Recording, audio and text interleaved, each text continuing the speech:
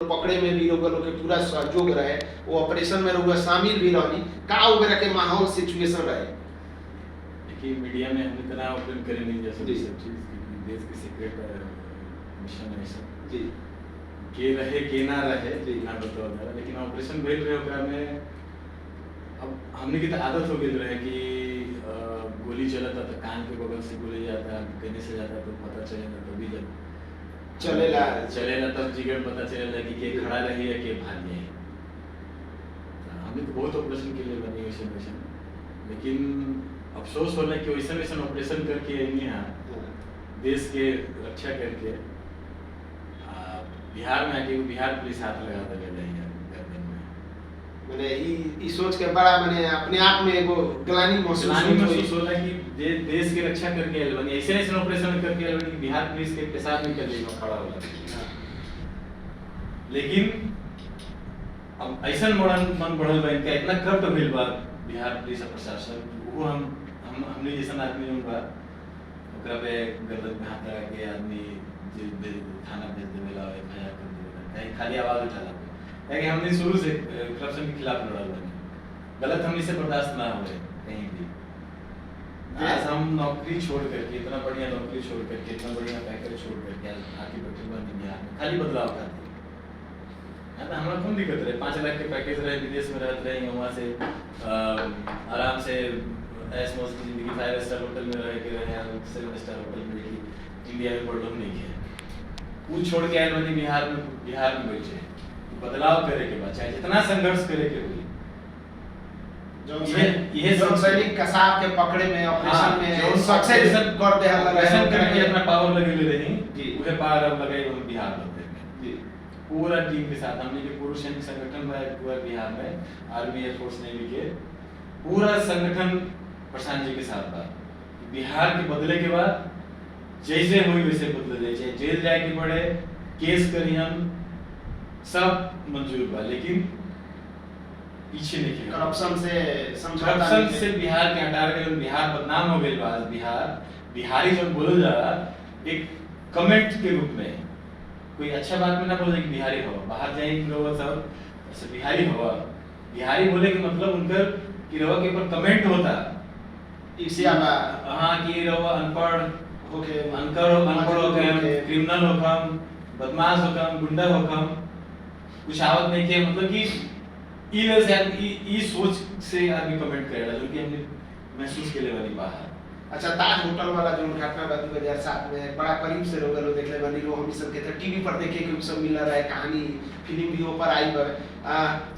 आप बिहारी सैनिक कितना लेवल में हुई है ऑपरेशन में? देखिए सेना का ओकरा में बिहार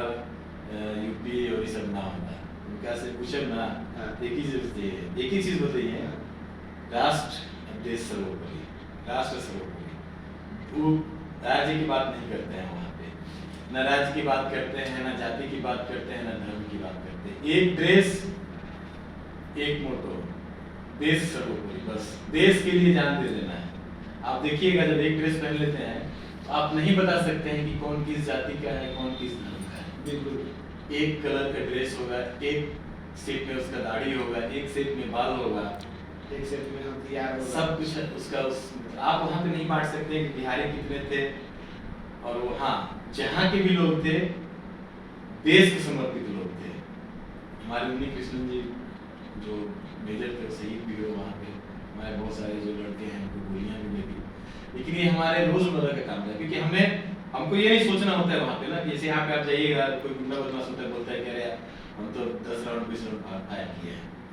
हम लोग जितना वो जिंदगी में फायर किया होगा एक ही दिन में हम लोग फायरिंग किए हैं। तो वो एक ऐसा चीज है कि आप वहाँ पे ये नहीं सोच सकते हैं कि मुझे गोली लग जाएगा, मेरे परिवार का क्या होगा, मेरे भाई बच्चे का क्या होगा, बीवी का क्या होगा।